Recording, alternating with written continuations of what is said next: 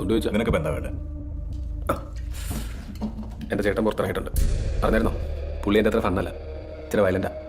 അറിയാം. മൂത്തോന് തന്നെയാണോ അവന് വേണ്ടത്? എനിക്ക് പേടിയൊന്നുമില്ല, എന്നാലും ചേട്ടനല്ലേ. അതിന് എന്തെങ്കിലും സഹായം ആവശ്യം വന്നാൽ വിളിക്കും. വരുമോ? ഇയാളൊരു കൂട്ടം ജാടയാണ്, വരാന്ന് പറയടോ. അവനൊരു ഭ്രാന്തനാണ്. നിന്റെയൊക്കെ കുടുംബ പ്രശ്നത്തിൽ ഞാനെന്ന് പറയണം. ബ്രോ, നമ്മളൊക്കെ ഒരു കുടുംബമല്ലേ ബ്രോ? അല്ല ബ്രോ,